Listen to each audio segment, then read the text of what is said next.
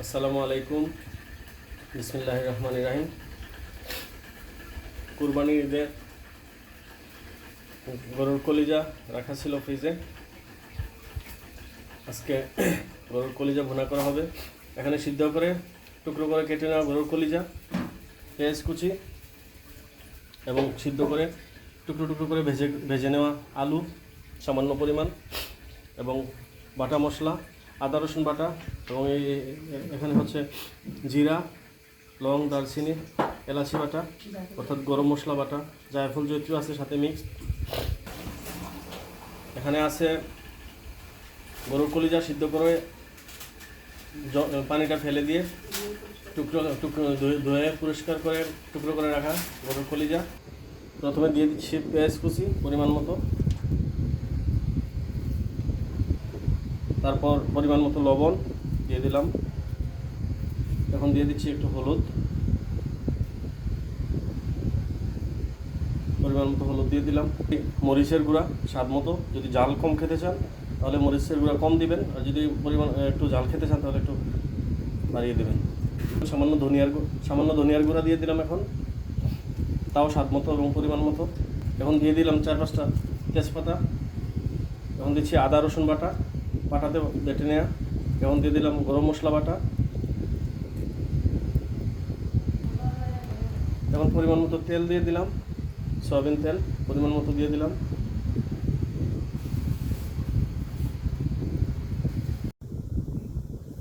এখন সব মশলা, তেল, লবণ, হলুদ, মরিচ দিয়ে এখন কলিজাটা সিদ্ধ করে টুকরো করে রাখা কলিজাটা এখন মাখিয়ে নেব, ভালো করে মিশিয়ে নেব সব কিছু।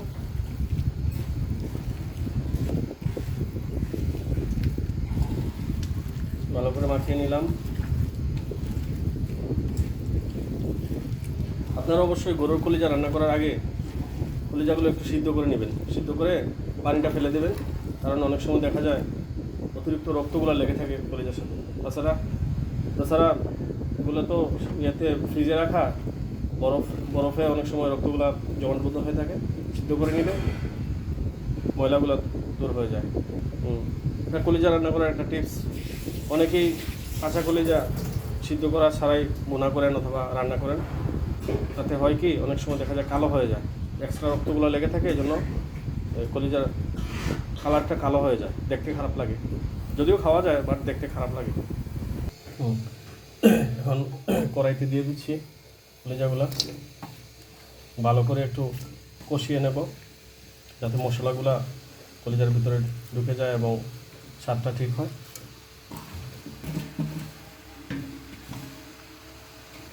এখন সামান্য একটু ঝোল দিয়ে দিচ্ছি।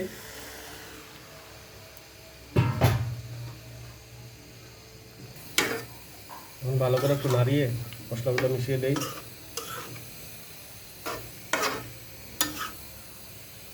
কলিজাগুলা এই চুলাতে একটু কষতে দিয়ে দিলাম, একটু কষানো হতে থাকুক। এই ফাঁকে আমরা সামান্য পেঁয়াজ, আরেকটা চুলায় সামান্য পেঁয়াজ ভেজে নিই, পরবর্তীতে এটার সাথে মিশিয়ে দেব।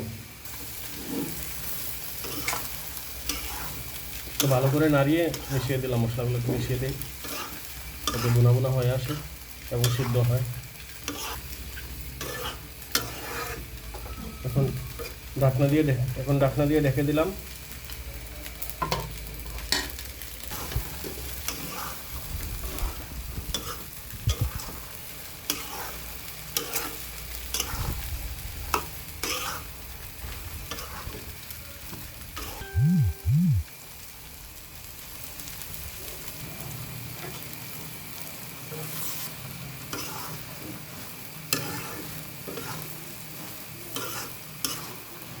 কলিজাগুলো মোটামুটি কষানো হয়ে আসছে, শুকনো হয়ে আসছে। এখন আমরা পরবর্তী স্টেপে যাচ্ছি। এখন আমরা আরেকটা কড়াইয়ে পেঁয়াজগুলো ভেজে নেব। পরিমাণ মতো তেল দিয়ে দিচ্ছি পেঁয়াজগুলো ভাজার জন্য। সামান্য কটা মৌরি দিয়ে দিচ্ছি, গোয়ামরি এটাকে বলি আমরা। দিয়ে দিচ্ছি কটা তেজপাতা।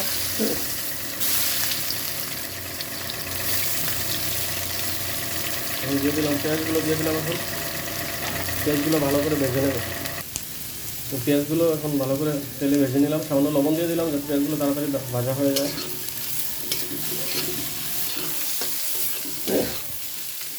পেঁয়াজগুলো একটু ভালো করে ভেজে নিলাম।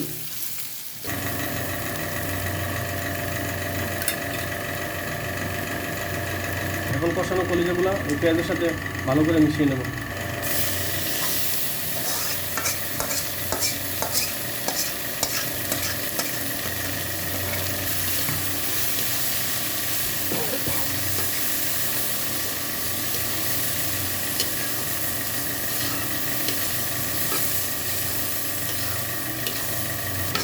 এভাবে অথেন্টিক স্বাদের কলিজা ভুনা যদি খেতে চান তাহলে সবাই একবার ট্রাই করে দেখতে পারেন আমাদের মতো করে। আর আমাদের এই চ্যানেলটা লাইক কমেন্ট শেয়ার এবং সাবস্ক্রাইব করবেন বেশি বেশি করে ইনশাআল্লাহ। আলুগুলো সিদ্ধ করে ভেজে রাখা টুকরো আলুগুলো এখন দিয়ে দেবো কলিজাগুলোর সাথে। আর একটু ভেজে নিয়ে তারপর সামান্য ঝোল দিয়ে রান্না করে নিলাম আমাদের কলিজা ভুনা। এই কলিজা ভুনাটা আপনি চাইলে রুটির সাথেও খেতে পারেন, পোলাও অথবা সাদা ভাত দিয়ে খেতে পারেন ইচ্ছে মতো।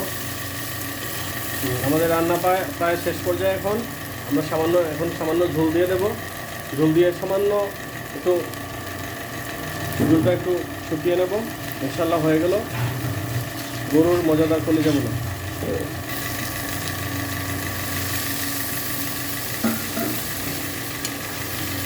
সামান্য একটু ঝোল দিয়ে দিলাম। 2 মিনিট পরিমাণ সময় আর একটু কষিয়ে নেব।